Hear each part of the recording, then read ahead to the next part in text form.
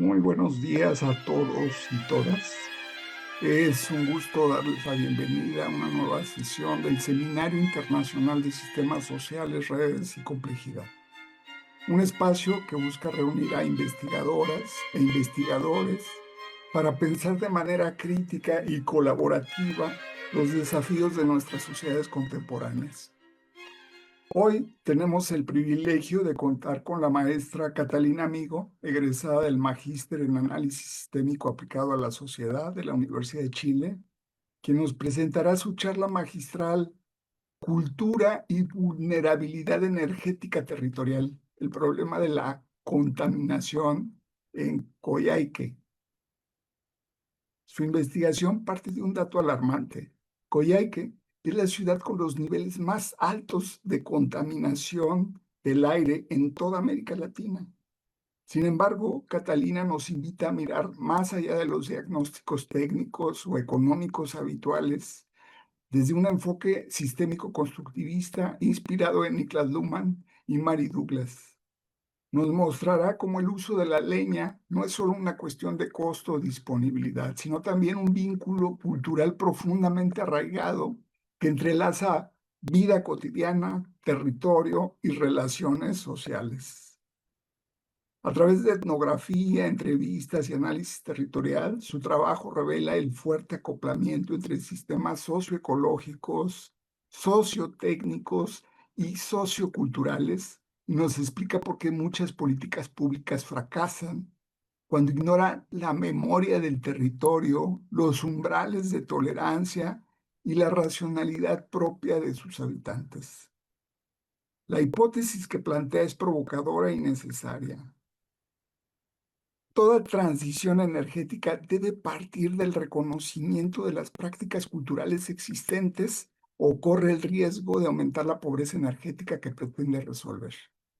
Sin duda, es una contribución imprescindible para repensar las estrategias de descontaminación, justicia energética y gobernanza territorial en las ciudades del sur global. Les invitamos a escuchar con atención y a tomar nota de las ideas, preguntas o reflexiones que surjan, ya que al final de su exposición abriremos un espacio de diálogo para que puedan compartir comentarios y realizar preguntas directamente a nuestra invitada. Con un gran gusto, le damos la palabra a la maestra Catalina Amigo. Catalina. Muchas gracias, Carlos, y un gran saludo a todas y a todos quienes están escuchándonos en esta transmisión hoy día. Estoy muy contenta de poder participar de este espacio. Creo que la Red Latinoamericana de Sistemas Sociales y Complejidad es un espacio que nos hace crecer y nos hace conocernos un poco como comunidad. Así que muy contenta de poder hablar también en sistémico, que no siempre se puede digamos, con toda la confianza y la soltura de poder usar los conceptos, ¿cierto?, que nos brinda la teoría del sistema. Y lo que les voy a presentar hoy día, como muy bien presentaba previamente Carlos en la introducción, son parte de los resultados de mi tesis del magíster en el programa de análisis sistémico aplicado a la sociedad de la Universidad de Chile. Y una reflexión también quise incluir en esta presentación para poder contarles de esa tesis, dónde estoy hoy día y cómo esa tesis me llevó a hacerme muchas otras preguntas sobre los procesos de interfaz ciencia-política y cómo contribuir también desde la ciencia a los procesos de toma de decisiones de política pública. Así que voy a compartir pantalla para eh, comenzar la presentación. Como les decía, la investigación que les voy a presentar hoy día es el resultado de mi tesis de magíster, que la finalicé en el año 2019, antes de la pandemia, así que ha pasado bastantes cosas han ocurrido desde que presenté estos resultados hasta esta parte. Es una tesis que fue guiada por la doctora Nayur Quiza y también co-guiada por el doctor Andrés Núñez. Ambos fueron muy buenos guías y mentores para la realización de todo este proceso.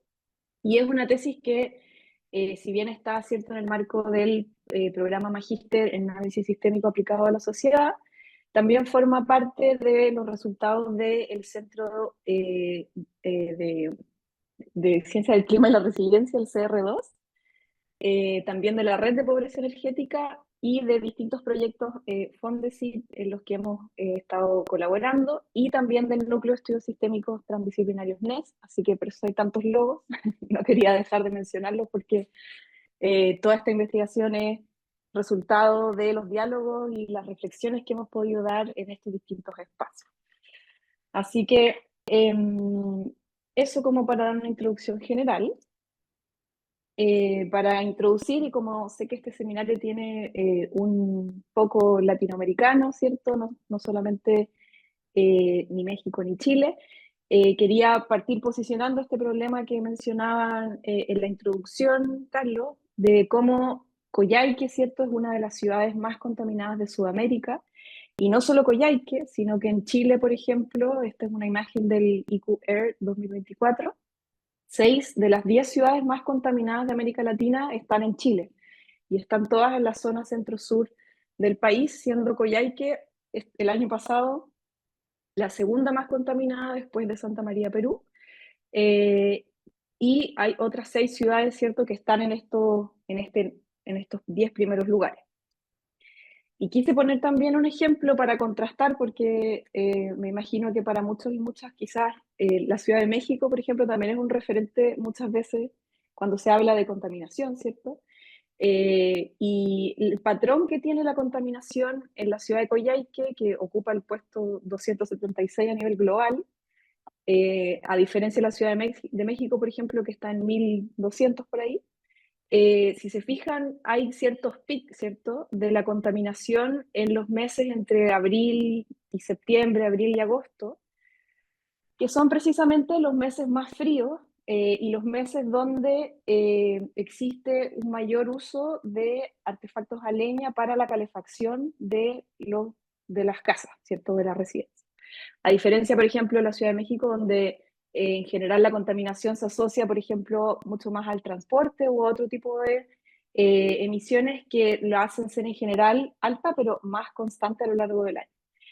En el caso de Coyhaique tiene la particularidad de tener estos meses con ciertos episodios críticos, que se llama, en donde los niveles de contaminación son muy altos y generan profundos impactos, ¿cierto?, en la salud y alterando, por supuesto, distintos ámbitos de la vida cotidiana de las personas que habitan estas ciudades contaminadas, ¿cierto? Entonces, bueno, primero también situar un poco esta ciudad, Coyhaique, me imagino que no todos y todas la conocerán. Aquí les puse un mapa de Chile, ¿cierto? En este mapa, aquí en el centro, está la capital de nuestro país, que es Santiago, y Coyhaique es la capital de una de las regiones australes de nuestro país, y es una ciudad que, bueno, se encuentra en la Patagonia chilena, y que presenta en general, es una ciudad muy pequeña, de cerca de 80.000 habitantes, y que no tiene grandes actividades industriales, y como les decía, tiene en general bajas temperaturas y muy malas condiciones de ventilación, porque está rodeada también de cordones montañosos, y presenta este uso intensivo, ¿cierto?, de la energía para calefacción y también, bueno, para otras necesidades energéticas.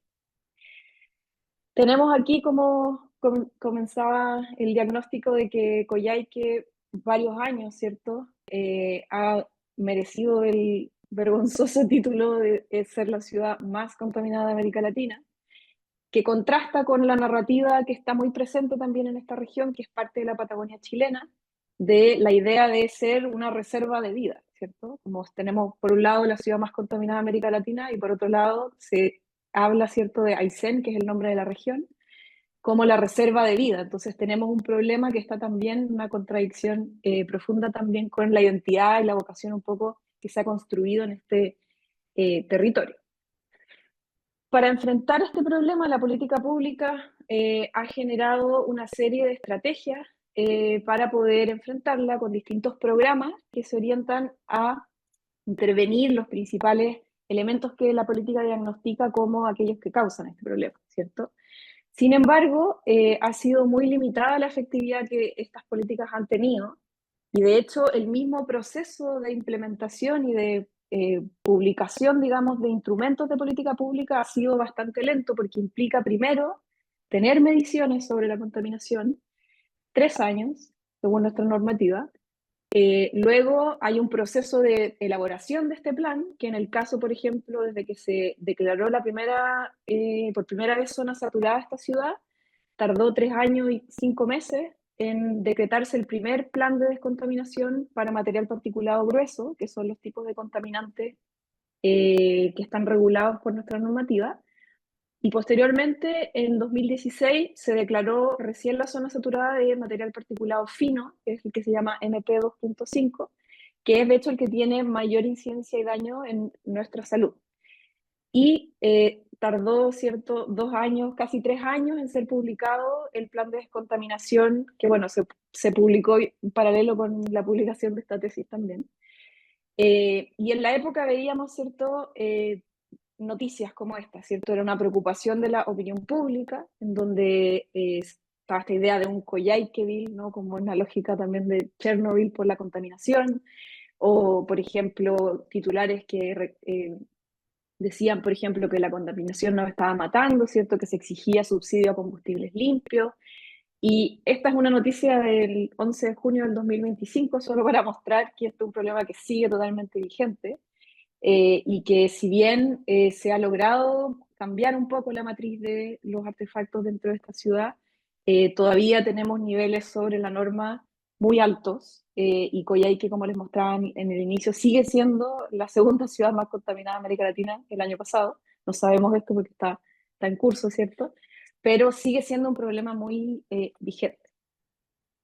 Ahora, debajo de este problema hay un tema que es muy importante que tiene que ver con la cultura energética de este territorio, ¿cierto?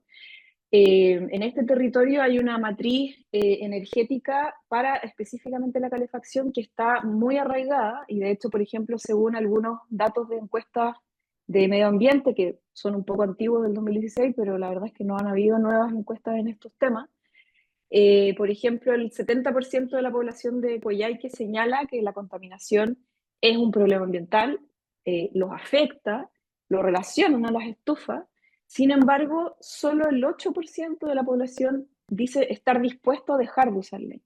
Entonces, es como sabemos hay un problema, nos afecta, sabemos cuál es la causa del problema, pero no estamos dispuestos a cambiar de sistema de calefacción y dejar la leña, ¿cierto? Entonces, eso nos habla, por supuesto, de que hay muchos más elementos y hay una complejidad enorme detrás de este problema, asociado también a, por ejemplo, la complejidad del mercado de la leña y la relevancia que tiene en las economías locales y toda la cultura, ¿cierto?, que hay en torno a este energético. Entonces, con ese contexto yo me planteé la contaminación como problema de investigación de mi tesis y me pregunté, ¿cierto?, si a nivel de hogar podemos observar esto como un problema de pobreza energética asociado a la falta, ¿cierto?, de acceso equitativo a los servicios energéticos. ¿Esto depende solo de los hogares? Por supuesto la respuesta es que no, ¿cierto? Porque la focalización de la política ha estado siempre muy centrada a nivel de hogar y parte de mi hipótesis era pensar que habían muchos elementos del sistema territorial que en realidad eran muy relevantes para explicar este problema y para entender por qué genera tanta resistencia al cambio y también pensar soluciones que nos ayuden a superar este problema, ¿cierto? Que es un problema grave de salud pública en nuestro país. Entonces, de ahí planteé las preguntas de la investigación, que la primera era a nivel de pobreza energética, ¿cierto? ¿Cómo se construye socioculturalmente la pobreza energética asociada al uso de la leña para la calefacción residencial en Coyhaique? Es decir, ¿cómo opera esta relación entre cultura y pobreza energética? Y también cómo se articula esa dimensión sociocultural de los usos de la leña con otras dimensiones de la vulnerabilidad energética territorial de la ciudad de Coyhaique, ¿cierto? Entonces, tratar de extender ese sistema de referencia ya no solo en el hogar, sino también al hogar en un territorio específico. Ahora, en términos conceptuales, mi investigación se posicionó desde una epistemología sistémico-constructivista, donde utilicé, ¿cierto?, la observación de segundo orden como la herramienta metodológica principal para poder comprender las distintas perspectivas que estaban involucradas en esta problemática. Realicé una serie de técnicas cualitativas, todas amparadas, digamos, dentro de las herramientas de la antropología, la etnografía, entrevistas semiestructuradas, observación participante. Estuve mucho tiempo ahí en terreno, en la ciudad, tratando de entender estas dinámicas. Y a esto apliqué cierto un análisis de contenido y hice también algunos análisis de las temperaturas también al interior de los hogares, pero bueno, eso no lo traje hoy día para presentar, pero podrán verlo en la investigación también, si a alguien le interesa. Y en términos conceptuales, el problema, por supuesto que como tesis del magíster en análisis sistémico, trabajé desde los conceptos de sistema y entorno, ¿cierto?, de Niklas Luhmann, pero complementándolo también con algunos otros conceptos de la antropología y también de otras ciencias, ¿cierto?, en un esfuerzo por hacer una investigación interdisciplinaria. Y traté de entender, ¿cierto?, cómo los problemas ambientales, ¿cierto?, este problema que yo les describí, la contaminación, es un problema, pero que cada sistema, ¿cierto?, funcional y organizacional e interaccional, genera sus propias observaciones respecto del problema e identifica elementos de mayor o de menor relevancia, ¿cierto?, para cada uno de estos. Por supuesto, la política responde haciendo políticas públicas, el sistema jurídico responde regulando, la economía a través de operaciones comerciales, ¿cierto? La ciencia observa este problema y busca comprenderlo. Y de esta manera, entonces, traté de posicionar cómo este problema, que quizás muchas veces se ve como que fuese un problema claramente para todos, quizás no necesariamente lo era y podían haber diferentes observaciones al respecto.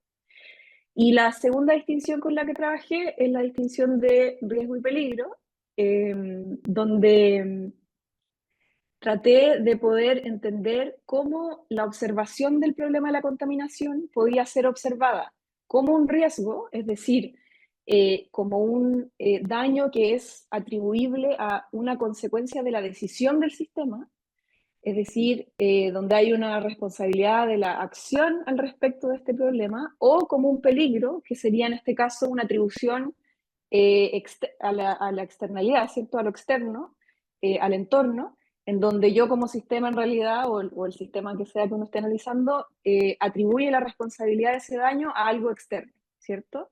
A su entorno. Entonces, desde la definición de Luhmann, ¿cierto? El daño es consecuencia de la decisión, y entonces ahí es cuando hablamos de riesgo, o cuando se juzga que el daño es provocado externamente, ¿cierto? Estaríamos hablando de peligro, ¿cierto? Entonces yo me pregunté si la contaminación en este territorio es un riesgo o es un peligro, ¿cierto? Y además, la noción de riesgo nos lleva, ¿cierto?, a pensar que el futuro, ¿cierto?, y las decisiones que nosotros tomemos sobre el futuro dependen de nuestras decisiones, mientras que en el entorno el futuro siempre se ve como algo más incierto y algo indeterminado, donde mi capacidad de como intervenir respecto al problema disminuye sustantivamente porque es algo que yo atribuyo al entorno y no al sistema, ¿cierto? Entonces, en ese contexto, cuando hablamos de riesgo, siempre estamos hablando del futuro y de las decisiones que los sistemas pueden hacer para poder modificar, ¿cierto? Algo que se identifica en este caso como problemático. Y en ambos casos, esto se relaciona con la noción de que la evaluación del riesgo que nosotros hacemos, ya sea si yo lo identifico como un riesgo o como un peligro, está mediada por, o sea, por qué tan aceptable es ese riesgo, está mediado por las estructuras culturales que tienen cada uno de estos sistemas, o la memoria de estos sistemas, ¿cierto? Y esa memoria define también qué tan aceptable es o qué tanta tolerancia tengo yo a un determinado problema y en qué punto ese problema se vuelve un elemento respecto al cual puedo accionar, ¿cierto? Entonces, articulo aquí conceptos tanto de la teoría de sistema con conceptos de la teoría antropológica de Mary Douglas, ¿cierto? Que nos habla de esta idea de los umbrales de tolerancia y cómo estos umbrales están definidos siempre por la cultura. Ahora, el concepto de pobreza energética es un concepto que se centra, ¿cierto?, la mirada en el hogar. Es un concepto que está presente en la política pública en Chile, por ejemplo, en la política de energía 2050, pero también a nivel internacional en los Objetivos de Desarrollo Sostenible. Entonces es un concepto que en sí tiene la posibilidad de articular mejor la discusión entre ciencia y política también. Y es un concepto que estaba en la política pública en ese contexto, pero estaba un poco vacío de sentido, más allá de lo que era el acceso a la energía eléctrica, que era como lo que generalmente se entendía la pobreza energética.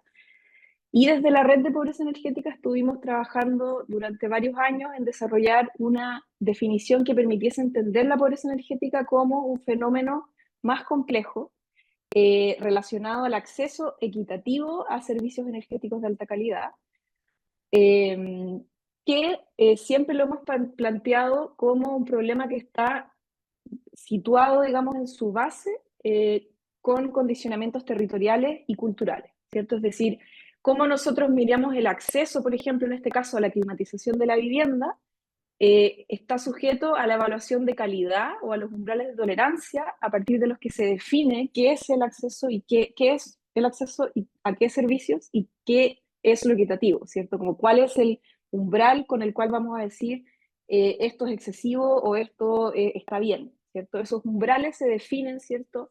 De manera cultural y se definen también con pertinencia territorial. Y eso nos lleva al concepto de territorio, ¿cierto? Que entiendo que en sesiones anteriores también con Anaí han trabajado sobre este tema, sobre el territorio como sistema sociotécnico ecológico, y lo que tratamos de hacer hasta aquí es acoplar, ¿cierto?, dos teorías, ¿cierto? Por un lado la teoría de o tres, por un lado la teoría de sistemas sociales, y por otro lado la teoría de sistemas complejos adaptativos, para entender que una mirada compleja sobre el territorio no puede centrarse solo, ¿cierto?, en las estructuras asociadas al sistema social o sociocultural, o solo a las estructuras asociadas al sistema socioecológico, asumiendo que siempre estamos mirando desde la sociedad, sino que se requiere una observación compleja que permita entender la articulación entre estos distintos componentes, ¿cierto? Estos distintos elementos que constituyen la noción de sistema territorial y que por supuesto es una distinción, es un límite que uno traza de manera arbitral. En este caso yo trabajé con la ciudad de Coyhaique como sistema territorial, que tiene, por supuesto, su entorno relevante, que son los espacios geográficos mayores, ¿cierto? Otros sistemas sociales que operan en este territorio, pero que también tienen alcances regionales, mundiales, nacionales, etc. Entonces, la noción de territorio nos permite anclar, ¿cierto?, los problemas ambientales a lugares específicos y entender cómo se configuran de manera específica, acorde a las condiciones de esos territorios. Y desde ahí desprendemos la noción de vulnerabilidad energética territorial en relación a las condiciones, ¿cierto?, que dependen únicamente de ese sistema territorial y que condicionan cómo se satisfacen las necesidades energéticas y cómo se definen los criterios de calidad con los que luego podemos llegar, por ejemplo, a evaluar la pobreza energética, ¿cierto? Entonces, este sistema territorial, ¿cierto?, se relaciona y condiciona la manera en que los servicios energéticos y los umbrales socioculturales condicionan la manera en que las necesidades energéticas se definen y los criterios de calidad, y finalmente esto repercute a nivel de los hogares y del acceso que ellos pueden tener a energía de calidad. Bueno, pasando a los resultados de la investigación, me hice como tres preguntas, ¿cierto? Articulado con estos conceptos que vimos a nivel teórico. En primer lugar, si la contaminación era observada tanto por los hogares como por expertos y expertas del territorio, de política pública y también de la academia, si era observada como un riesgo o como un peligro. Esa era una primera pregunta. La segunda pregunta era cómo se articulaba la pobreza energética en este contexto, ¿cierto? Y qué relación tenía con la cultura.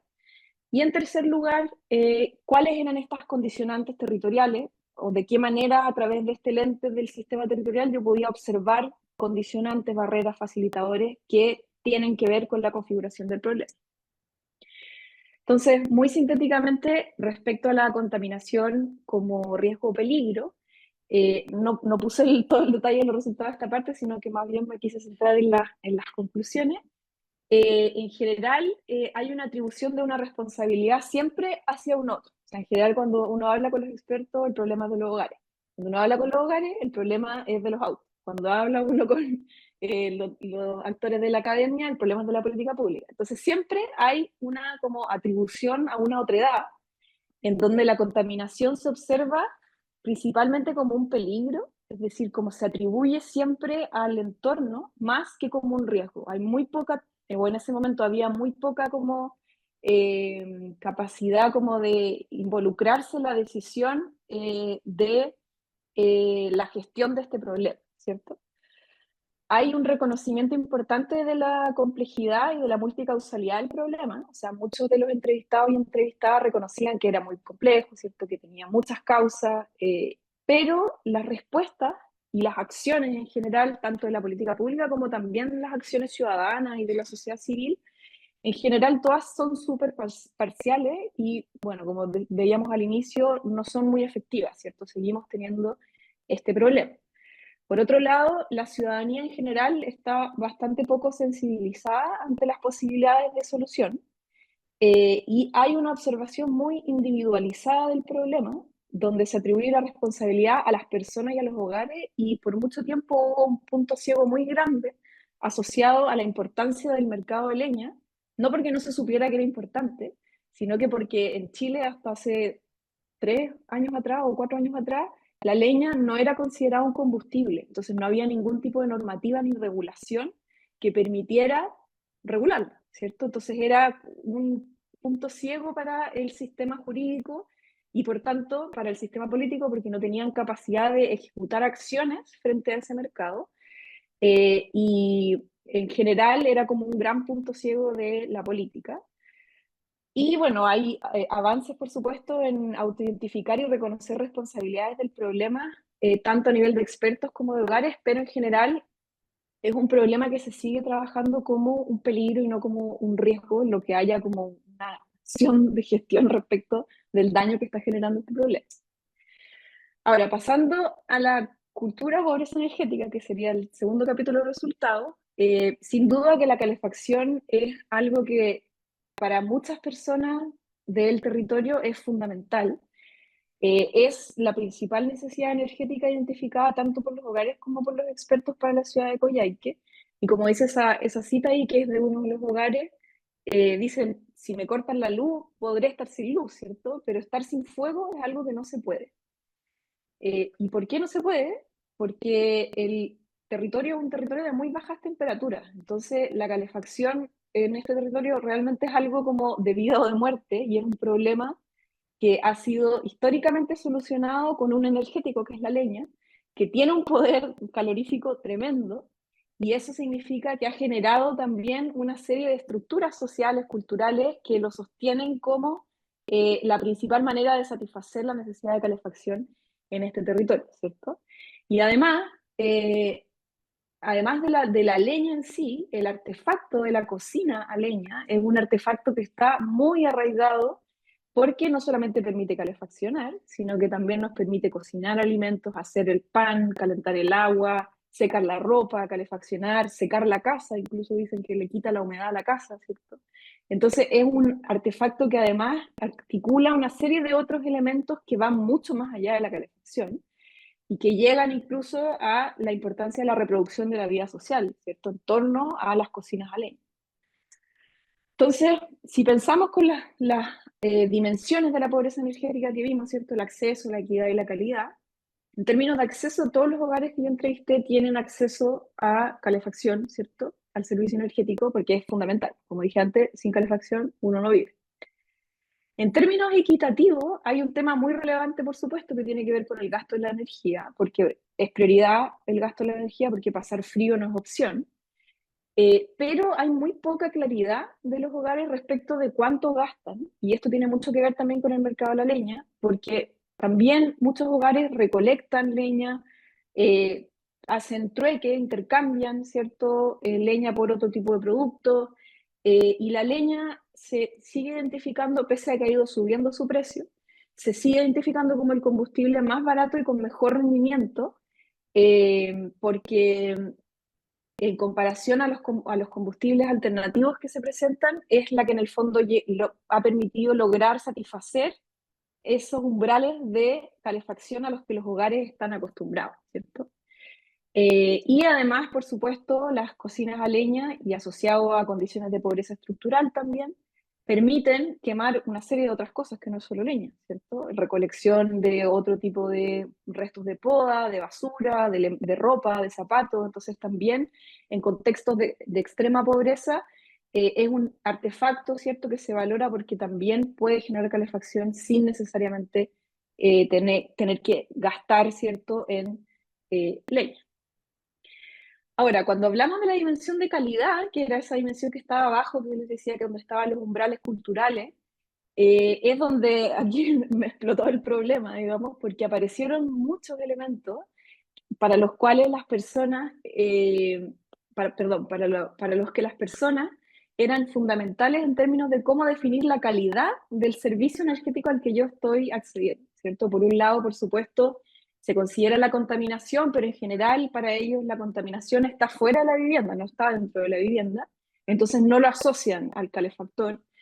La preferencia en general, hay muchos conocimientos sobre las formas de usar la leña, ¿cierto? Los tipos de leña, algunas que calientan más, otras menos, cómo se pueden, por ejemplo, combinar estos para poder hacer que dure toda la noche, para poder llegar a los niveles de confort térmico a los que están acostumbrados.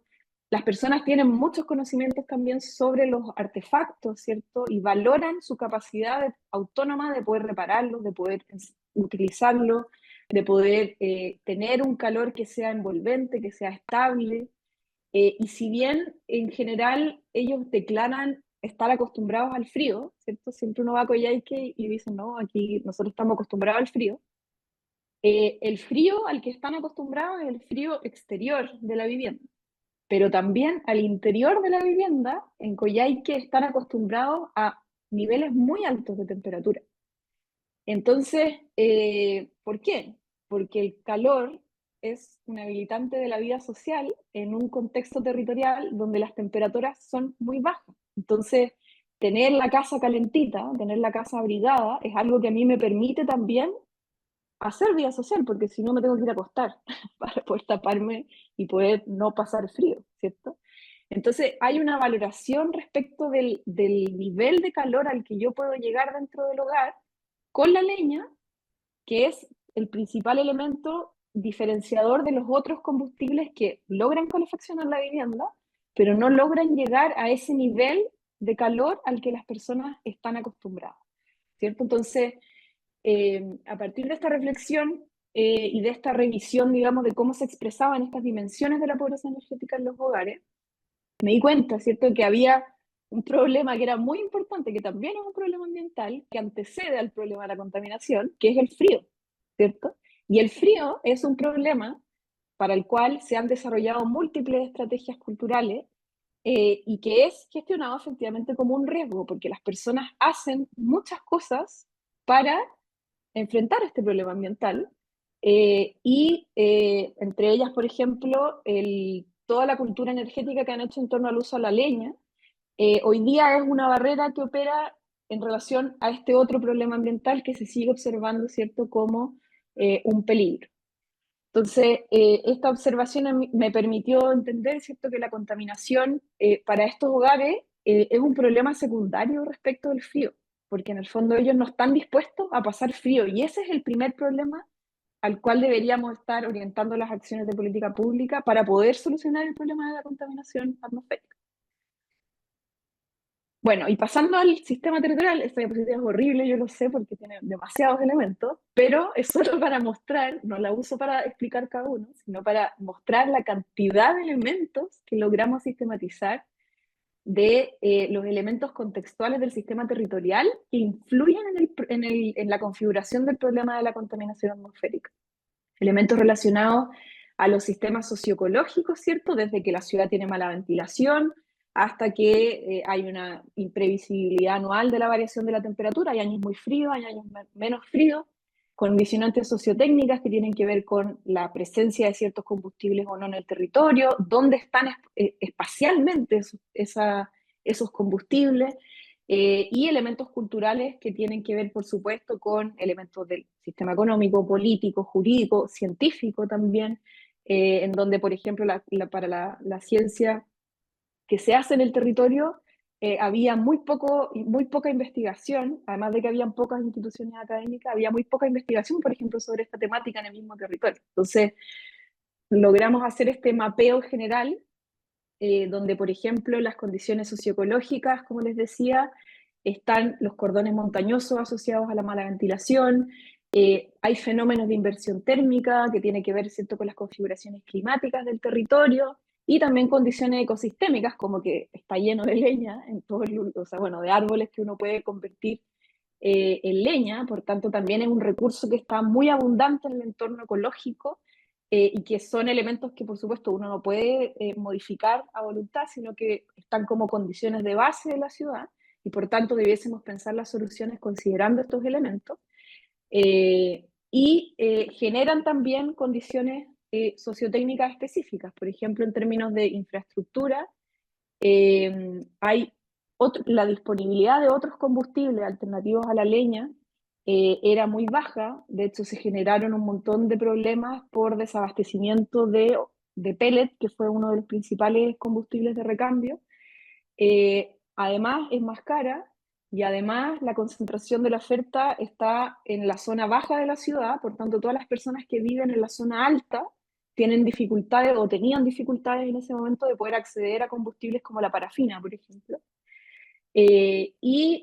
Además también la capacidad, porque también se hablaba de, por ejemplo, que hubiera mayor venta de leña seca, porque la leña húmeda genera muchas más emisiones, y la capacidad instalada para producir leña seca, los galpones, contabilizando todo eso, alcanza a cubrir más o menos entre el 15 y el 10% de la demanda de leña. O sea, ni aunque ocupáramos toda la leña seca que está disponible en el mercado, no lograríamos que todas las personas que usan leña lograran usar leña seca, ¿cierto? Entonces no depende solo de los hogares, sino también de la infraestructura de los combustibles que hay en el territorio. Y acá este es como un caso que para mí fue muy emblemático para entender esto, porque ella es una persona que había cambiado su estufa a leña por una estufa parafina, y aquí se ve la ciudad de Coyhaique, como les mencionaba, es una ciudad pequeña. Esta es la zona baja, y hacia acá hay en general una pendiente que sube hacia una montaña, y todas las distribuidoras de parafina estaban ubicadas aquí, y ella vivía aquí, arriba del cerro. Y para poder ir a comprar parafina, por ejemplo, que además una persona que está en situación de pobreza, que no tiene auto propio, decía, por ejemplo, un día de invierno que se le acabó la parafina, que se fue, ¿cierto?, caminando, sin saber cómo iba a poder volver, porque, por ejemplo, los taxis o los automóviles del transporte público tienen prohibido transportar parafina. Entonces, una serie de elementos del territorio que van mucho más allá de la capacidad de decisión que tenga el hogar en términos de su disposición a cambiar de el energético que está usando, ¿cierto? Y en términos tecnológicos también hay un tema muy complejo con las viviendas, porque es una ciudad donde las personas en general construyeron sus propias viviendas y tienen una autopercepción positiva de la calidad de la vivienda muy importante. Sin embargo, esto dificulta que se hagan las intervenciones asociadas al mejoramiento térmico de la vivienda, que es como abrigar la casa para poder bajar la demanda de energía, y que si bien puedan seguir usando leña, se use menos cantidad, porque el calor se mantiene mejor dentro de la vivienda, y de esta manera se gasta menos y se reducen las emisiones. Y sin embargo, hay poco mercado de construcción a nivel regional.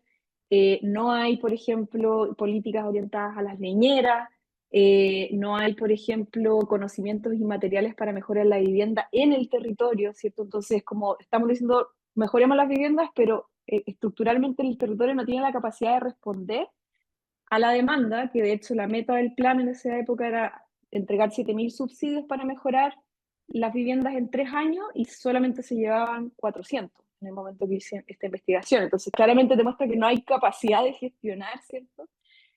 Aunque haya dinero, no solamente se necesita eso, sino también estructuras en el territorio para responder a esa demanda. Y en términos socioculturales hay muchos elementos, pero quiero destacar, bueno, en términos económicos, el gran punto ciego es el mercado de la leña. A nivel político, todas las decisiones sobre este tema se toman a nivel central, donde, como les mostraba al inicio, Santiago está en el centro del país, donde hay mucho desconocimiento de la situación del territorio, de todas estas condiciones culturales y de todo este relato que les he construido en esta presentación.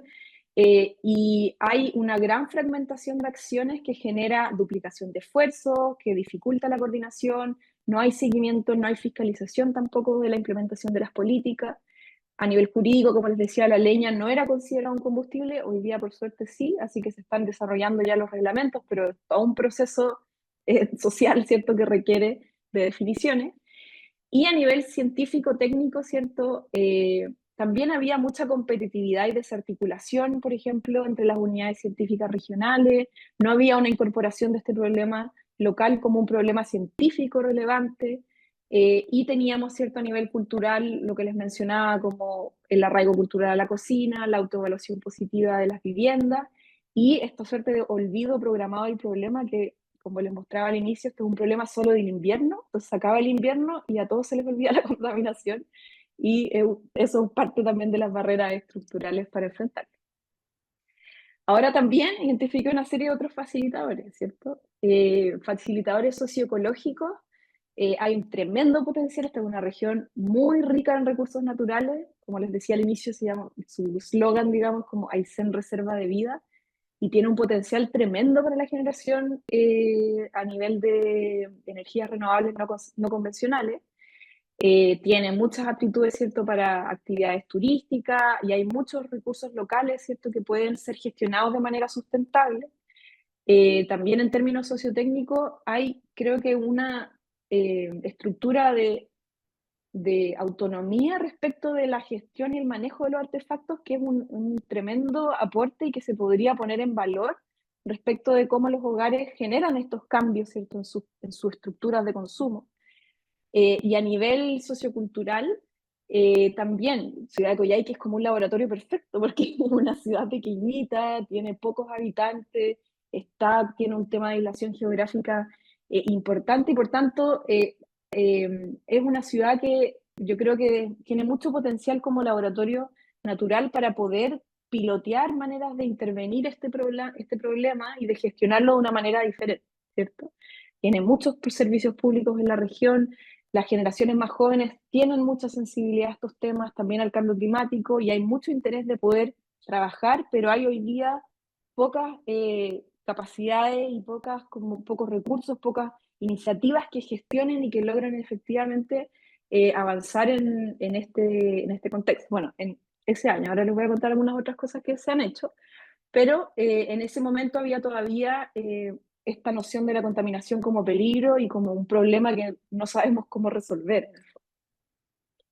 Y de la idea, ¿cierto?, del sistema territorial y la cultura como memoria, este capítulo a mí me permitió reflexionar sobre la importancia de ampliar ese sistema de referencia para poder identificar condicionantes que estaban funcionando como barreras y que no tienen que ver con los hogares directamente ni con las decisiones que ellos puedan tomar, sino que tienen que ver con un montón de otros elementos complejos respecto de los cuales también se tienen que generar iniciativas de política pública.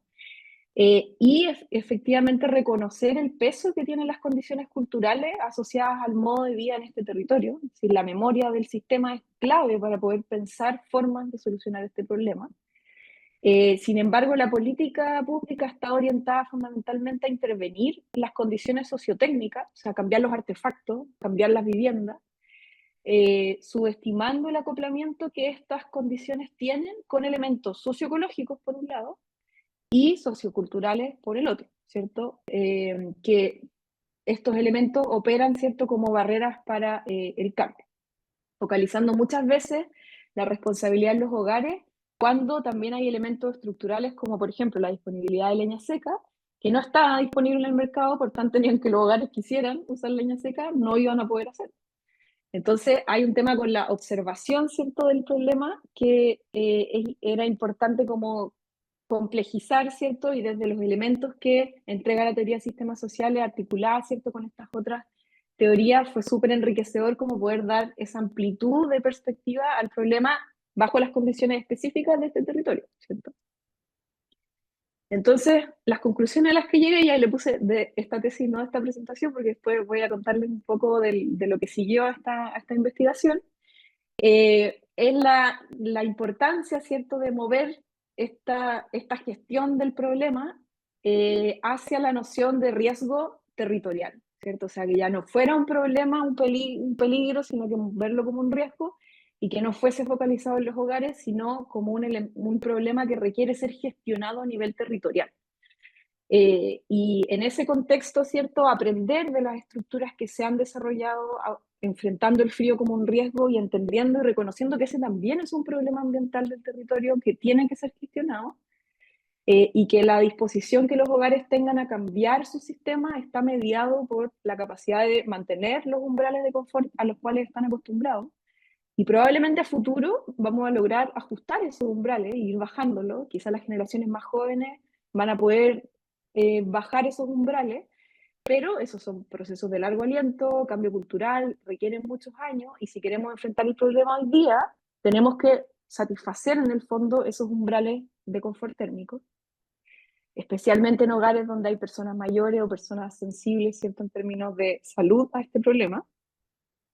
La contaminación sigue siendo una amenaza nueva, y es importante mirarlo en este contexto, ¿cierto?, como un problema de vulnerabilidad energética territorial, y donde hoy día está este dilema, esta suerte de dilema colectivo ante las posibilidades de acción, porque se observa como un problema externo, ¿cierto?, en donde la gestión no depende de las posibilidades de los hogares, y a nivel institucional hay iniciativas fragmentadas y falta de articulación, y identificábamos en ese entonces, ¿cierto?, que había necesidad de diversificar las soluciones, integrarlas, articularlas, transversalizar también algunos enfoques que contemplen, ¿cierto?, educación ambiental, reconocimiento de la cultura energética local, y, por supuesto, también educación energética, que es un elemento importante a articular siempre con estos dos problemas del frío y de la contaminación en el territorio.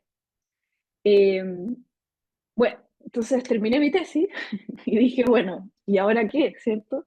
Y me acuerdo que me encontré por ahí con ese cómic que me gusta mucho, que dice, My policymaker doesn't understand me, mi tomador de decisión no me entiende, porque teníamos un diagnóstico súper robusto que, como les dije al inicio, no era solo parte de mi tesis, sino también de proyectos de la Red de Pobreza Energética, del Centro de Ciencia del Clima y la Resiliencia, de un proyecto Fondesit que teníamos en esa época con Anaí, con Marco, con Rubén, con varios otros colegas.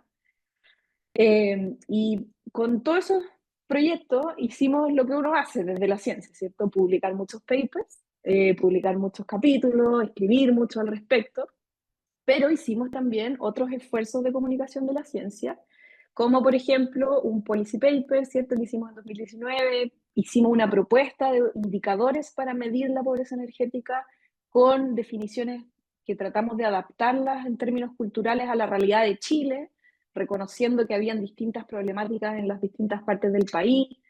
Generamos investigación sobre el mercado de la leña, generamos también divulgación a través de infografías y elementos de este tipo.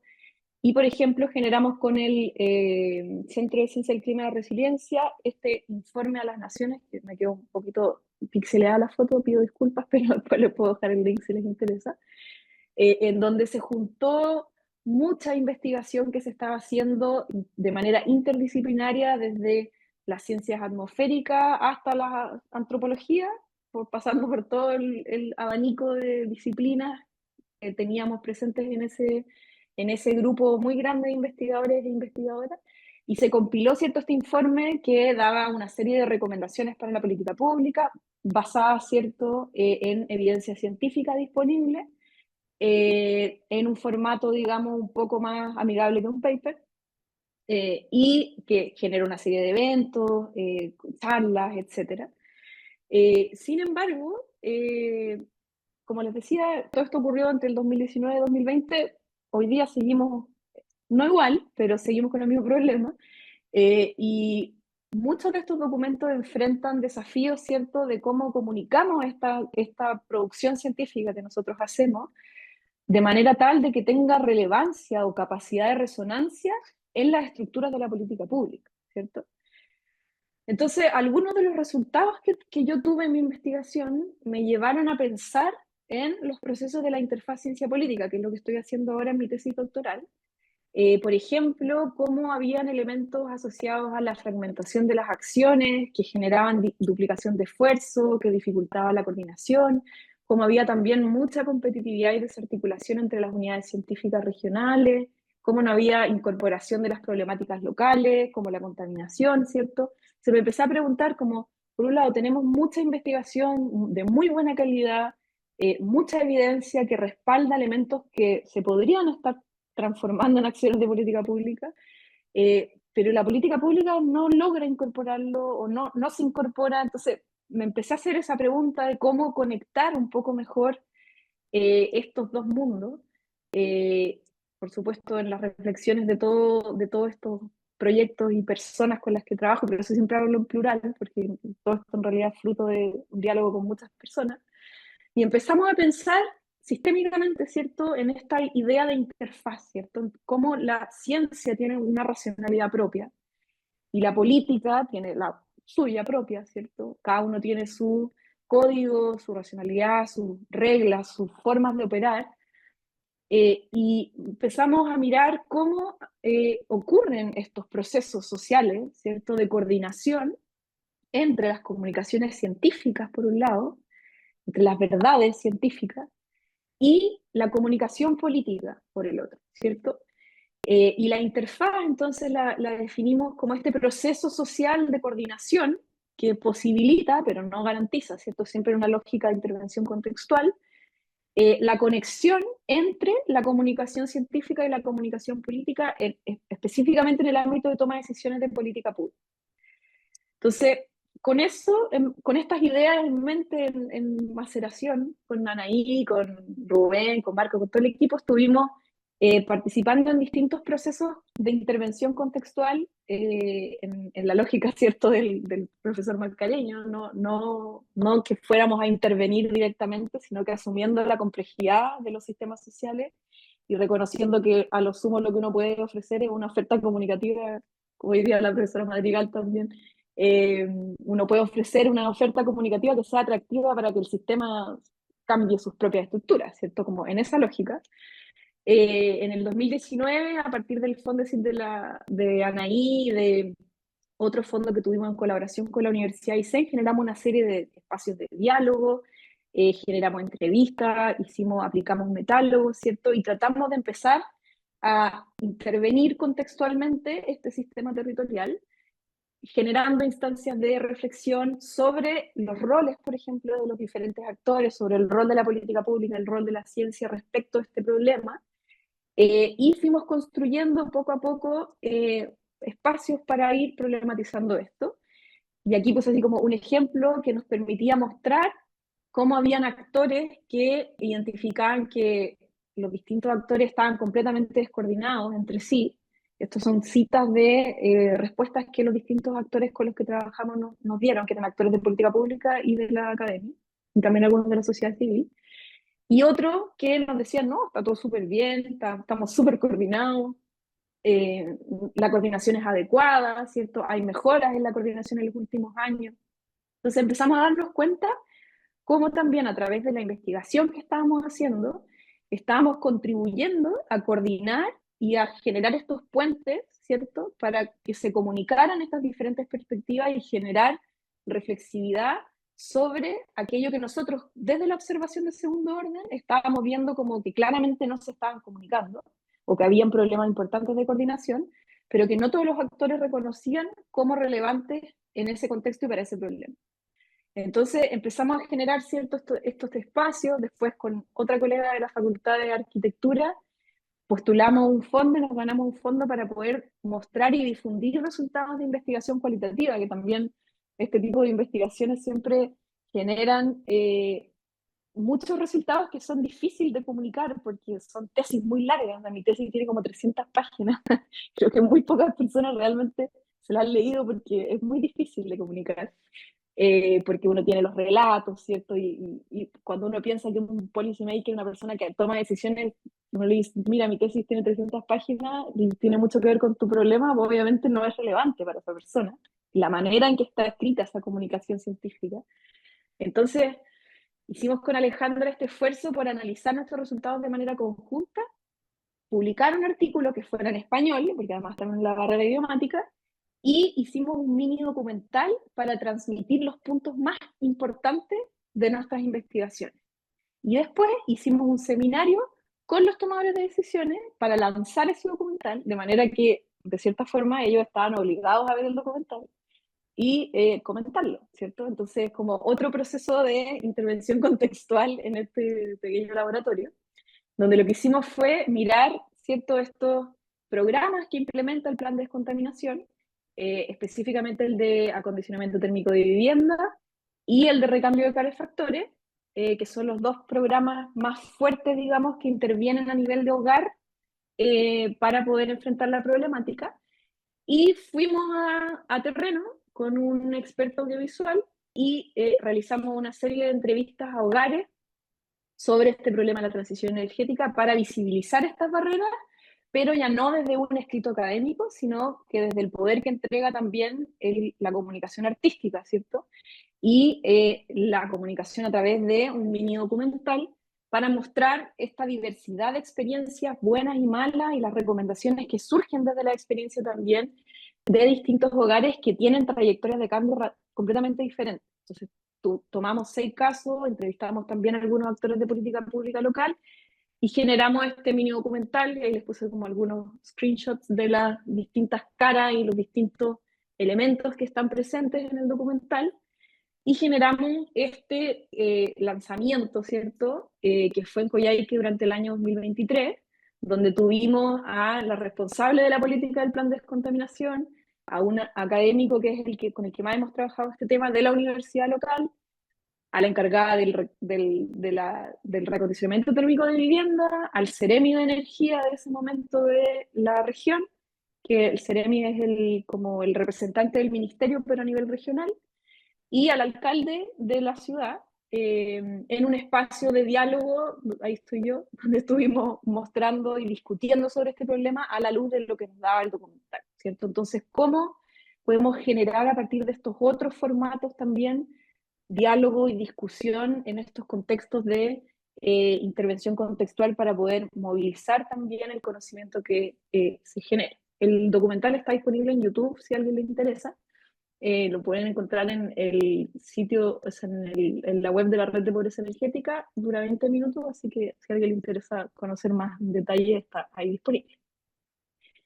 Y el año siguiente, esta es la última parte de la historia, perdón que me extendí un poquito, postulamos un proyecto FIC en la región junto con Sebastián Ibarra, que es uno de los académicos que les mencionaba. Él fue el investigador principal, en donde planteamos esta idea de generar un proyecto con el gobierno regional de la región de Aysén, que se llamó Ciencia y Ciudadanía para enfrentar la contaminación atmosférica, y donde lo que hicimos fue generar, bueno, parte de la historia, por supuesto, están varios de los elementos que les mencioné. Estas diapositivas son de Sebastián, así que por eso le doy las gracias también por estas diapositivas. Y lo que hicimos en este proyecto fue crear una innovación pública y generar un laboratorio ciencia política. Y generamos un espacio de innovación pública que nos permitiera mejorar, ¿cierto?, la investigación que se estaba haciendo y la gestión del conocimiento existente en un diálogo permanente con la política pública. Entonces generamos en este espacio una serie de talleres, un primer taller donde hicimos una propuesta, cuáles iban a ser los objetivos de este espacio, qué era lo que queríamos hacer. Luego diseñamos la interfaz entre ciencia y política en este contexto, diseñamos cuáles iban a ser los objetivos de este grupo, cuáles iban a ser los resultados que queríamos obtener, cuáles iban a ser las estructuras, cómo iba a dialogar con la investigación científica que estábamos haciendo, qué actividades íbamos a hacer, cada cuánto nos íbamos a reunir, como que todo eso lo dialogamos con los distintos tomadores de decisiones que se involucraron, todos relacionados, por supuesto, al plan de descontaminación.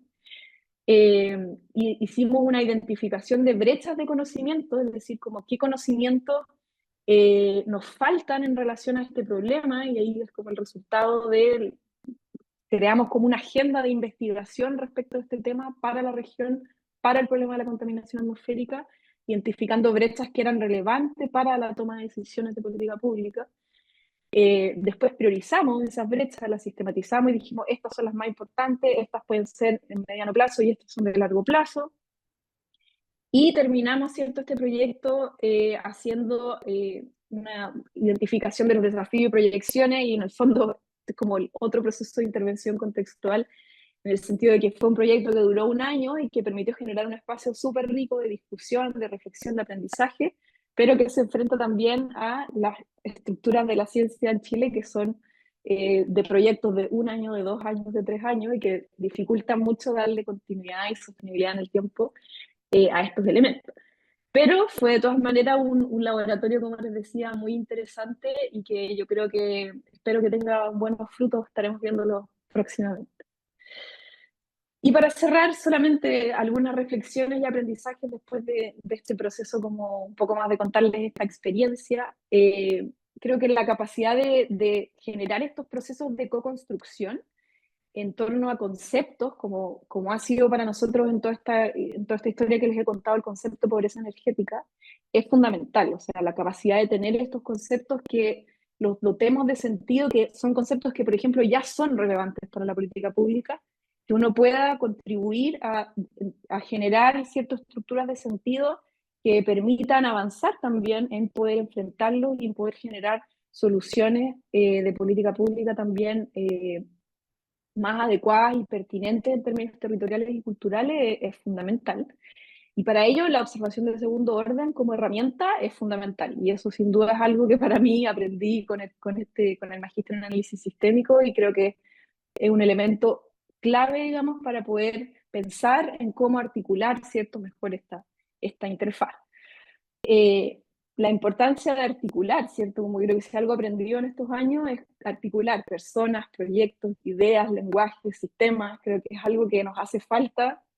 Uno de los desafíos que nos propone, ¿cierto?, la diferenciación funcional es este déficit de coordinación de racionalidades, y es clave para poder enfrentar cualquiera de los problemas ambientales que tenemos. La necesidad de articular y el enfoque sistémico en eso es muy relevante porque permite mirar esos distintos elementos.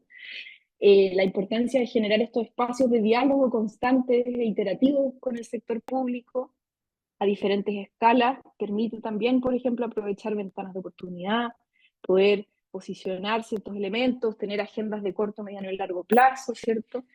Y la escucha atenta, que para mí es una de las herramientas que más me ha entregado la antropología, como una herramienta para poder crear puentes, ¿cierto?, en base a conceptos y a que ya estén posicionados o que sean relevantes para aquellos actores con los que estamos trabajando, y con los cuales podamos dotar, ¿cierto?, y complejizar sus sentidos, ¿cierto?, a partir de esos procesos de diálogos entre diferentes formas de conocimiento. Y bueno, es un trabajo de largo aliento, como verán. Esto es lo que empezamos en 2016, 17 por ahí con Anaí, cuando yo empecé el magíster, y que estamos hasta el día de hoy trabajando en todo ello.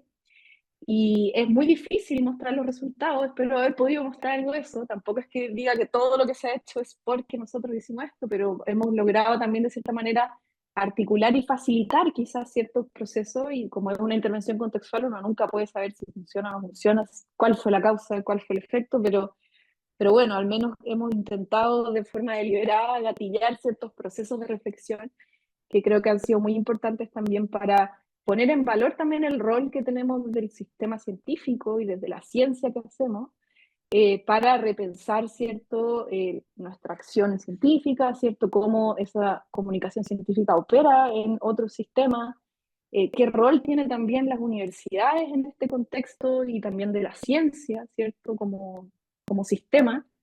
Y cómo también en mi experiencia y en la experiencia que yo he continuado replicando también a través de nuestro núcleo, es cómo tener procesos formativos, por ejemplo, de magíster o de doctorado, en proyectos que te hacen sentido, genera motivación, genera compromiso, genera involucramiento, entrega también facilidades para poder dar continuidad, ¿cierto?, a los distintos espacios de diálogo que uno da. Y aunque siempre en un contexto científico que al menos en nuestro país está muy basado en la competencia, muy basado también en el individuo y en lógicas formativas que en el fondo lo que están haciendo es potenciar a personas, ¿cierto? Y no colectividades, redes, equipos de trabajo, ¿cierto? Yo creo que ahí hay desafíos que son tremendos para poder pensar todo. Bueno, la contaminación es un problema, el cambio climático es otro problema que trabajamos mucho y así tantos otros problemas ambientales más que requieren de estos enfoques de complejidad. Así que eso, perdón que me extendí un poquito, pero quería aprovechar el espacio también para sacar ahí algunas reflexiones y conclusiones. Voy a dejar de compartir. Ahí. Catalina, extraordinaria exposición, ¿eh? Magnífica, diría yo. Muchas gracias. Hazte de una exposición teórica, metodológica, técnica, a toda una área de intervención contextual y consultoría extraordinaria. Es decir, hoy por hoy la investigación ya no es aquella investigación que se hace en el cubículo cerrado para unos pocos investigadores, sino que trasciende, ¿no? Y eso es, pues, un logro extraordinario. Es algo magnífico, de veras, ¿eh? Muchas felicitaciones. Para el Increíble. equipo también, porque no solamente es mío. Imagínate estar junto a Nayur Kiza, hombre, una de las mejores investigadoras latinoamericanas. Pues es formidable también, ¿no? Oye, Marco, Billy, bueno, tantos otros, ¿no? Doctora Sí. Madrigal, increíble, ¿eh? Felicitaciones. Y pues tú eres su representante en este momento. Sin Este, duda. básicamente, pues muy, muy agradecidos con este trabajo que has hecho magnífico. Yo tengo una pregunta básicamente, o sea, ¿qué tal? ¿Cómo entra Mary Douglas? Me parece muy interesante a nivel teórico esta parte, digamos, de la teoría de sistemas de Luhmann, por supuesto. ¿Y cómo entra Mary Douglas? ¿Cómo trabajas con Mary Douglas la cuestión socioecológica, sociotécnica, sociocultural? Y tomando elementos o articulando conceptos como pobreza energética, como vulnerabilidad energética territorial, esto del riesgo y los umbrales de tolerancia, la diferenciación funcional y el acoplamiento estructural. ¿Cómo logras integrar a Mary Douglas en toda esta conceptualización? Súper. Bueno, la Mary Douglas, una gran antropóloga, y ella tiene un libro que es muy interesante que habla en torno a esta noción de la aceptabilidad social del riesgo.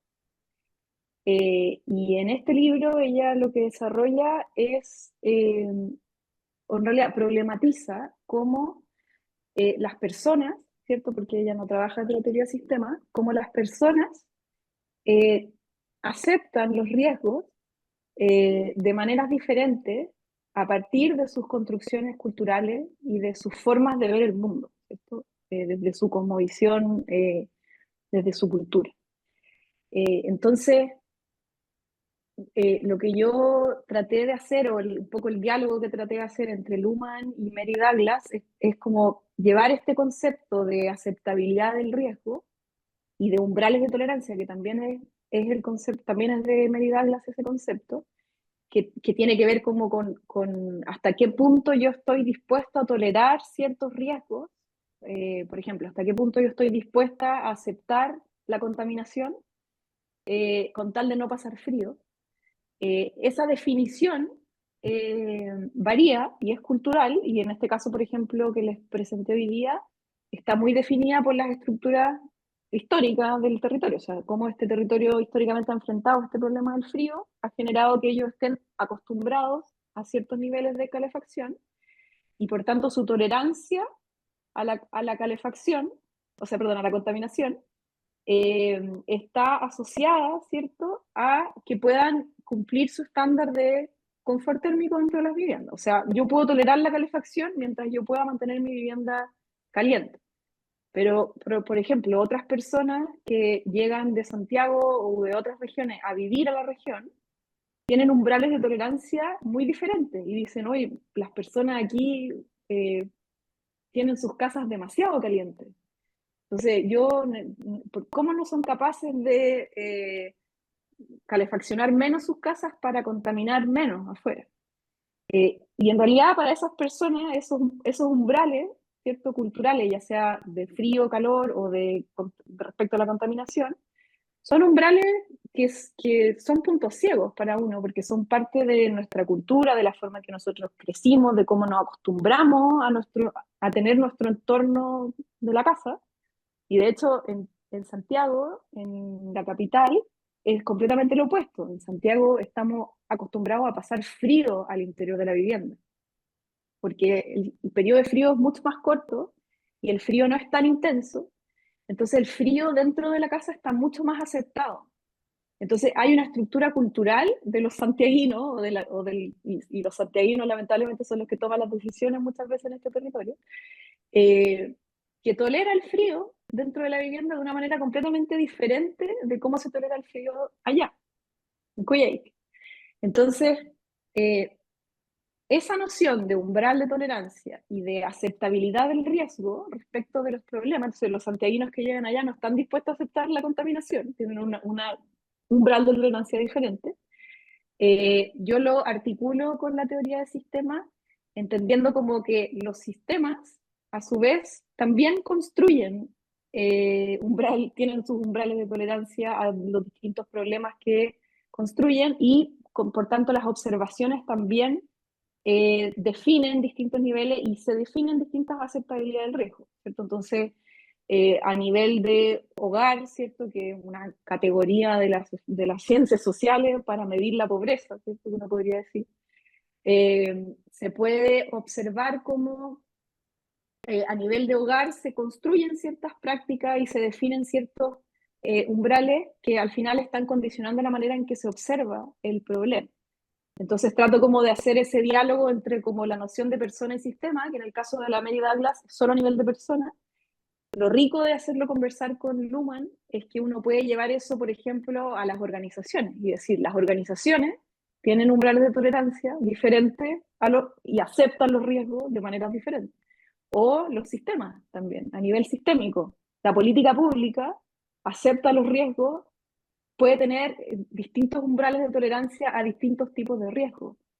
Puedo aceptar, por ejemplo, no sé, el riesgo político de perder la próxima elección a partir de una decisión, o ese es un umbral de tolerancia que para el sistema político es distinto. Entonces, traté como de un poco de articular esas dos nociones en un ejercicio de conversación teórica, ¿cierto? Pero aplicándolo a este caso de investigación y tratando de mirar también mucho desde el nivel del hogar, que fue como donde trabajé muy desde adentro de los hogares, como con el enfoque antropológico, pero también mirando eh, esta noción de sistema territorial y cómo hay un sistema territorial que tiene sus propios umbrales de tolerancia, ¿no? Y que están hoy día en tensión por estas políticas que están definidas desde otros lugares, con otros umbrales, con otros riesgos aceptables, que tensionan esta estructura. Entonces, eso es un poco como el diálogo, la articulación que intentamos hacer en esta investigación. No sé si respondo a tu pregunta.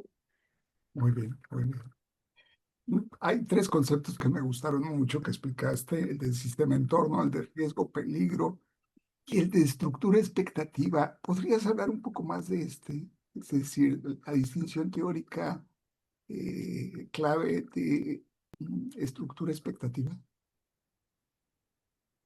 Eh, es como en el sentido de la expectativa de lo que las personas esperan respecto de sus umbrales, como en ese contexto. Sí.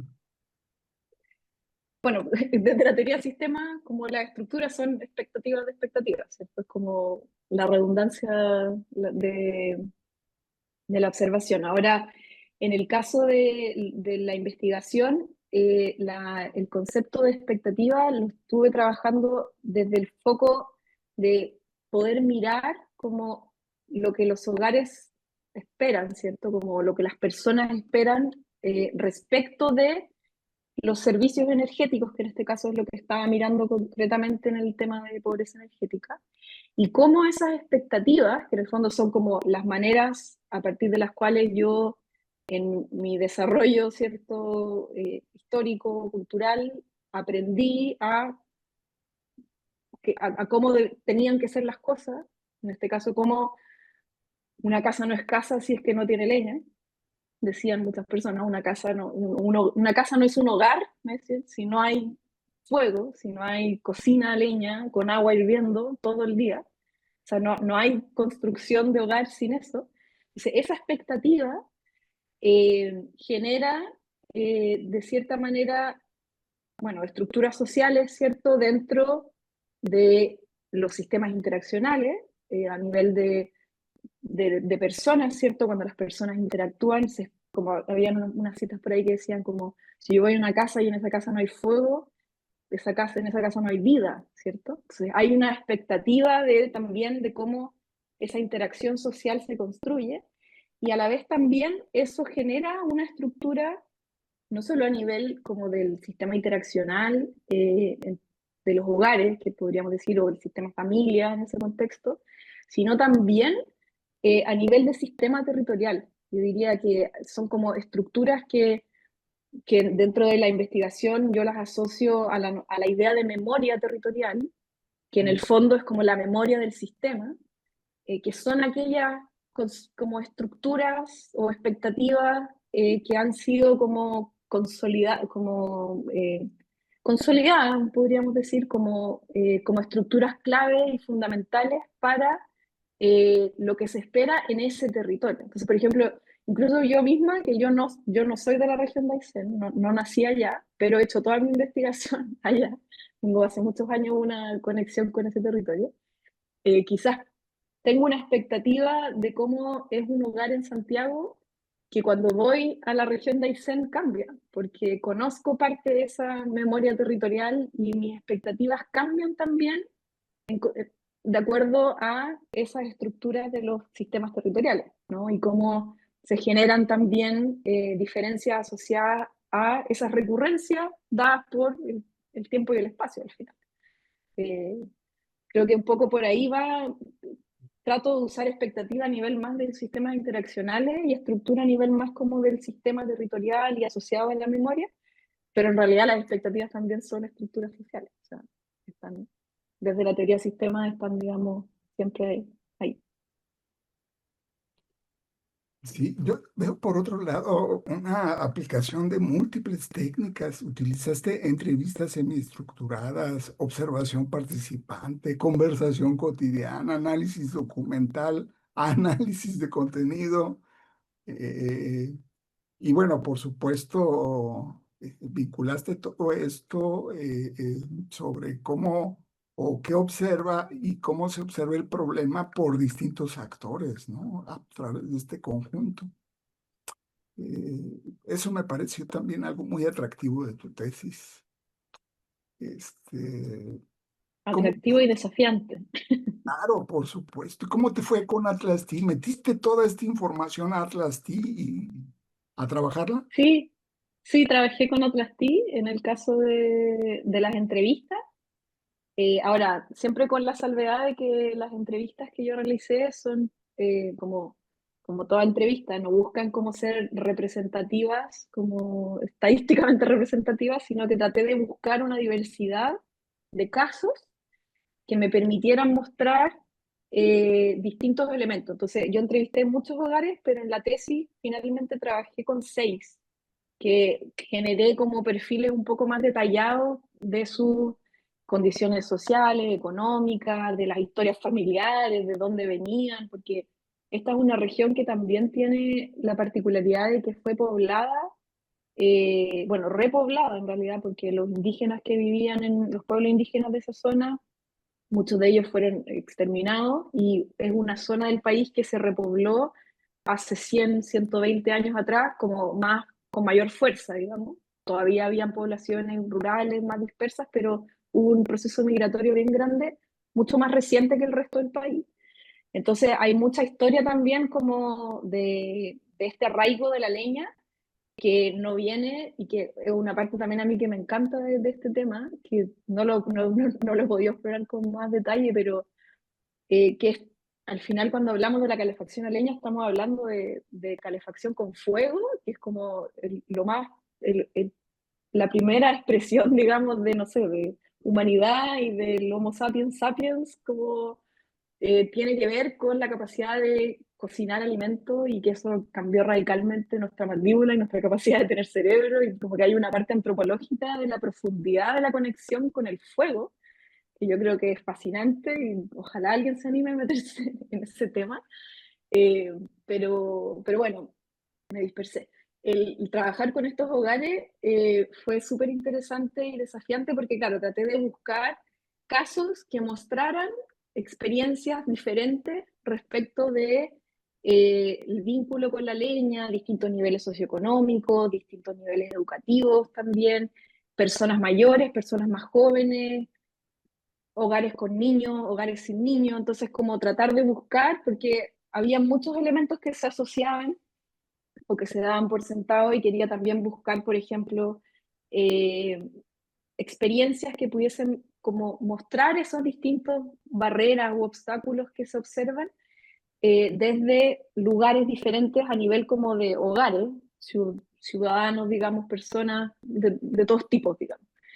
Y por el lado de los expertos, trabajé sobre todo con, bueno, como les contaba, trabajamos varios proyectos en esta región en paralelo, entonces ahí conocí a un montón de personas de las distintas unidades políticas, de la política pública de este tema.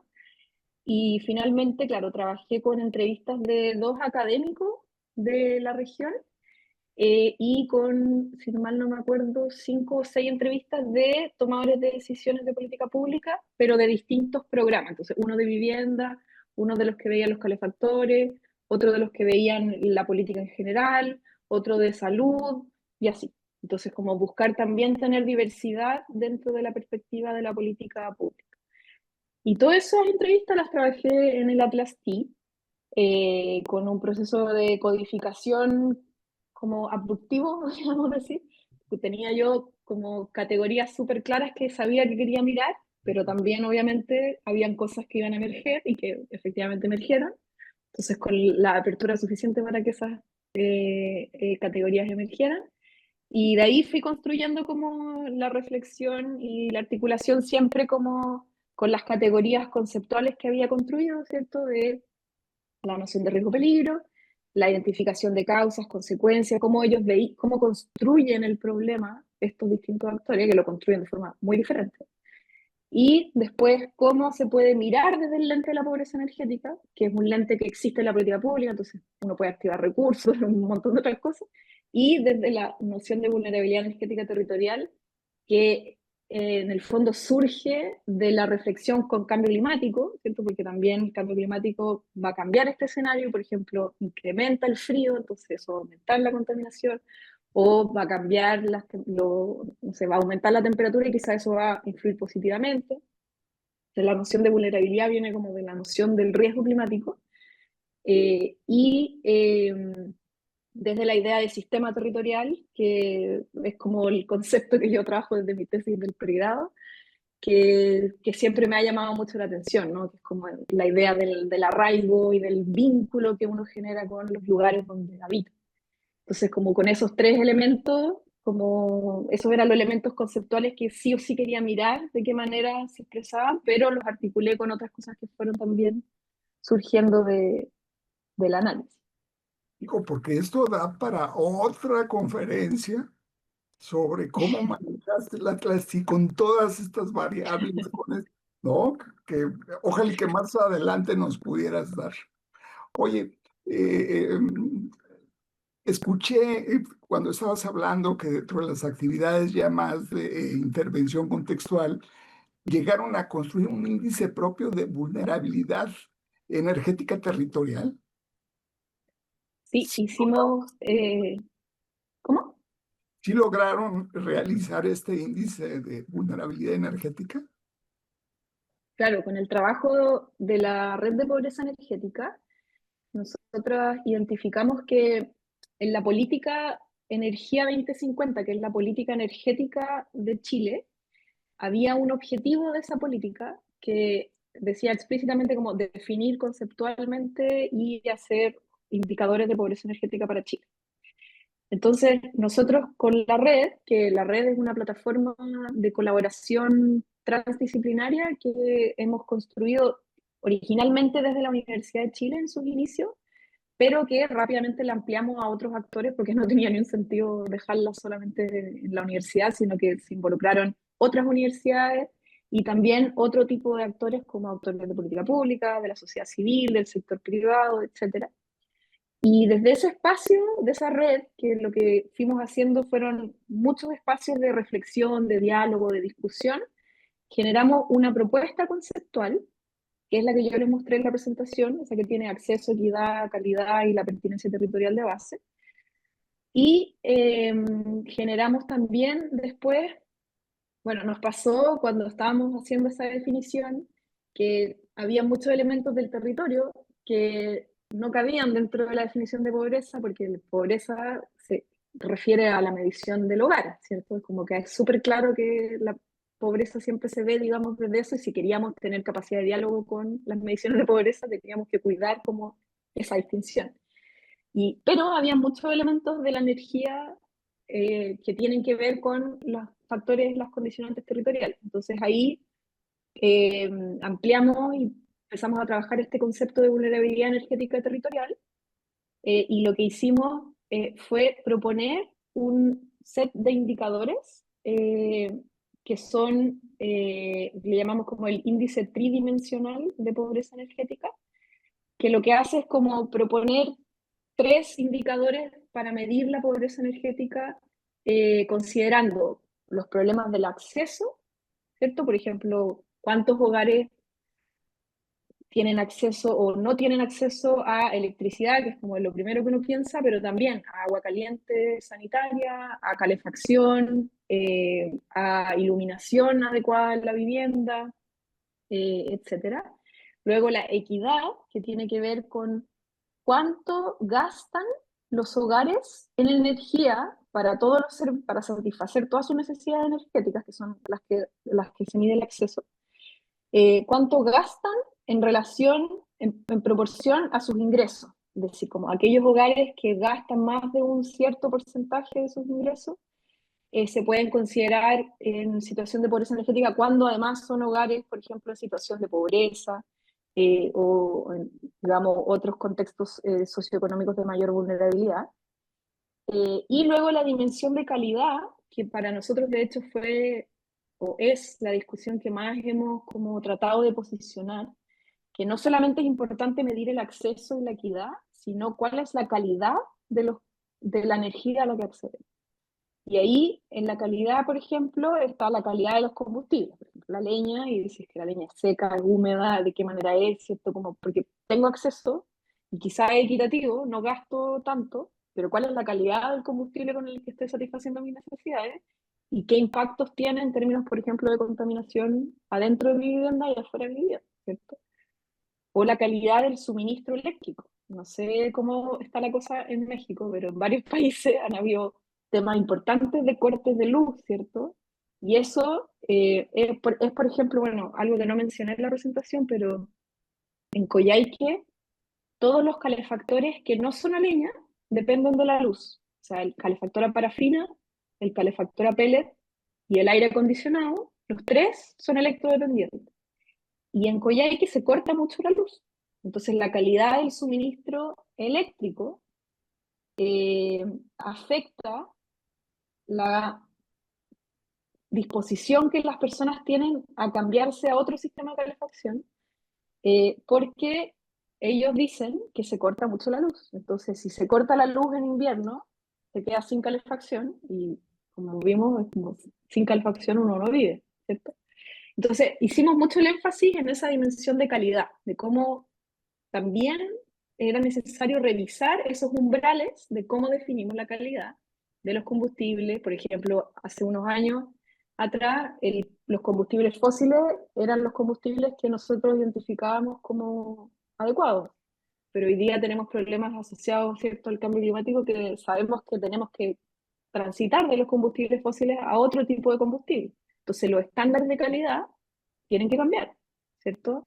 Y esa es un poco como la discusión que tratamos de dar desde ahí. Propusimos este índice que tiene elementos de acceso, elementos de equidad y elementos de calidad, que además siempre tienen que verse de manera territorializada. O sea, cuando yo pienso en la energía que yo necesito, no sé, en Sonora, para darte un ejemplo que te haga sentido, versus la que necesito, no sé, en, Ya, pues, en la península de Yucatán, o en la Ciudad de México, es diferente porque el clima es diferente, las condiciones climáticas y geográficas cambian. Para nosotros Chile es un país que es largo, tiene desierto en el norte y tiene hielo, o sea, campos de hielo en el sur. Entonces uno no puede pensar la calefacción de la misma manera en el norte que en el sur, porque son radicalmente diferentes, ¿cierto? Entonces, cada uno de esos umbrales de calidad también tienen que ajustarse a los territorios. Entonces, lo que hicimos nosotros fue, a partir de la evidencia científica disponible, de los diálogos que generamos en distintos territorios y del trabajo con esta red grande de 150, 200 personas, fue generar esta propuesta de indicadores y siempre en diálogo con la política pública. Después la política pública también generó su propia propuesta que recogía gran parte de los elementos que habíamos generado. Entonces, hemos estado siempre en ese proceso como de diálogo y trabajando también con otros países de la región. Hemos trabajado con Argentina, con Uruguay, con Panamá, ahora estamos iniciando un trabajo con Colombia, todo esto desde la CEPAL, en colaboración con la Red de Pobreza Energética, eh, dando el énfasis de la necesidad de este concepto, como no tomarlo y aplicarlo, sino que adaptarlo, ¿cierto? Y ajustarlo a las condiciones territoriales de cada uno de los países, porque claramente la parte cultural y territorial varía sustantivamente de esa definición. Así que la parte difícil fue como hacer siempre ese énfasis, como está este concepto, pero hay que siempre mirar cómo está definido y ajustar lo que sea necesario para aplicarlo.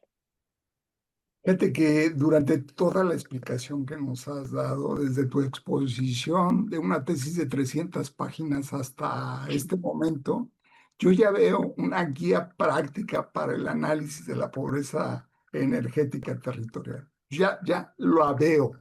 Es decir, han logrado hasta eso, guías prácticas aplicadas, y es increíble. Sí, hemos hecho ahí hartas cosas. Bueno, en la página web de la Red de Pobreza Energética, que es www.pobrezaenergetica.cl. Ahí están disponibles todos los documentos que hemos hecho sobre medición del tema, sobre políticas públicas, sobre la propuesta de indicadores, el policy paper, la definición. Hemos hecho muchas infografías también para como ayudar a entender mejor estos conceptos que son nuevos y son complejos y hay también un énfasis importante en articular y en vincular también la discusión con la sociedad civil, porque sabemos que cuando hablamos algo a nivel de hogar, el hogar es el que tiene que decidir cambiar, no hay política que vaya a lograr intervenir directamente en un hogar. Entonces, también tenemos súper consciente esa reflexión de la interfaz, no solo ciencia política, sino también ciencia como sociedad o como en el gran sentido de la sociedad humana, de tener que diversificar y ir como generando distintos tipos de productos de acuerdo a los intereses, ¿cierto? Y a las motivaciones de diferentes actores que son claves para poder enfrentar y reducir este tipo de problemas. Lo Así que que ahí está todo es, disponible.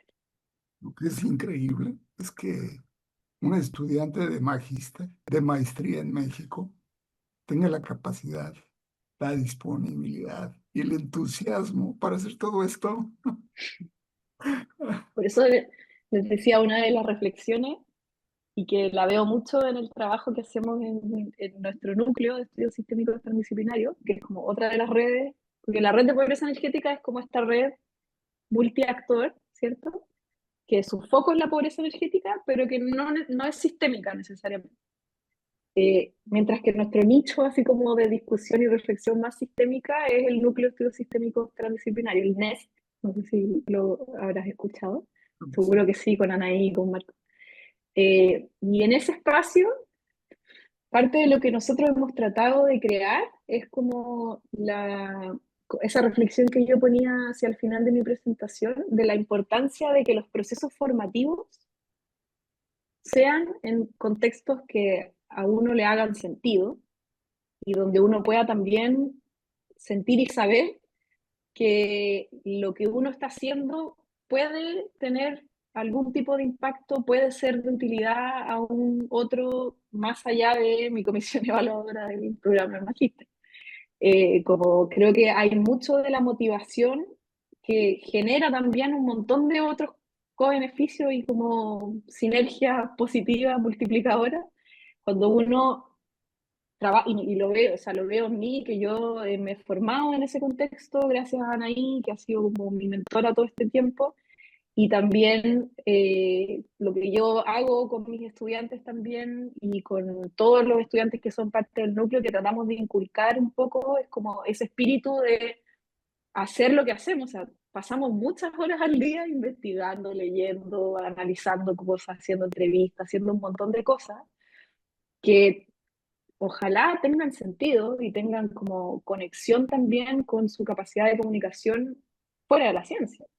Porque la verdad es que para nosotros, como trabajamos en problemas complejos, como que sabemos que la ciencia tiene un rol muy importante en diagnosticar problemas, en describirlos, en complejizar las formas de entenderlo, en comunicarlo, ¿cierto?, de distintas maneras, pero sabemos también que no somos los que vamos a tomar decisiones al respecto, ni somos los que vamos a generar los cambios sociales. Entonces es muy importante como pensar también esas maneras de conectar eso que hacemos todos los días con posibilidades de generar cambio. Y por eso también la teoría de sistemas, a mí por lo menos me gusta mucho porque hace muy consciente siempre esa posibilidad y esa limitación que tenemos como desde la ciencia y también como también de intervenir otros sistemas y de generar cambios en el mundo respecto a estos problemas que investigamos, de tener esa como ese pie forzado de estar mirando siempre sabiendo que estamos limitados en lo que estamos mirando, y creo que es como para mí lo que más me gusta de la teoría del sistema, como saber que nunca voy a tener todas las respuestas ni todas las perspectivas, pero que voy a estar siempre tratando de buscarlas y de articularlas porque sé que esa complejidad es la complejidad a la que nos enfrentamos en, bueno, en las sociedades contemporáneas aún más, ¿no? Con toda la hipercomplejización y el internet, la revolución, ¿cierto?, social, la inteligencia artificial ahora, son como ex, exponencial como crece, ¿cierto?, la complejidad de la sociedad y bueno, y desde la ciencia, desde el trabajo que hacemos, por supuesto que hay una responsabilidad y hay todo un desafío de cómo también cambiamos las estructuras de la ciencia, ¿no? Como, es igual como hablamos de cambiar las estructuras de un territorio para enfrentar la contaminación, también tenemos que cambiar las estructuras de la ciencia para enfrentar quizás mejor los problemas contemporáneos. Trabajamos con estructuras que son estructuras que surgieron en contextos que eran muy diferentes a los que tenemos hoy día. Entonces, ir pensando todo eso en procesos formativos, yo creo que es la clave para poder también generar motivación, generar compromiso, generar interés, generar responsabilidad también con la investigación que uno hace. No sé, por ejemplo, yo cuando terminé esta investigación, lo primero que hice fue como contactarme con la persona encargada del plan de descontaminación, le mandé la tesis, fui a presentar allá, la presenté en todos los lugares que ella me pidió que presentara. Entonces, tener también ese sentido de responsabilidad le da un peso diferente a la investigación que uno pueda generar. Yo creo que eso es como clave en un mundo que también hay pocos lugares donde encontrar motivación hoy día con todas las cosas terribles que pasan. Creo que también hay, al menos desde donde uno trabaja y donde uno pone la energía, también poner desde ahí el cariño y el interés y el compromiso creo que es clave. Y bueno, y los procesos formativos que son tan importantes siempre para uno siempre lo marcan, ¿cierto? Uno nunca se olvida de lo que trabajó en su tesis de pregrado, de posgrado, ¿cierto? Siempre son cosas que marcan la manera en que seguimos mirando el mundo. Catalina, a nombre del Seminario Internacional de Sistemas Sociales, Redes y Complejidad, estamos muy, muy agradecidos por tu extraordinaria charla magistral. Muchas gracias por la oportunidad. Gracias a ti. Súper, muchas gracias.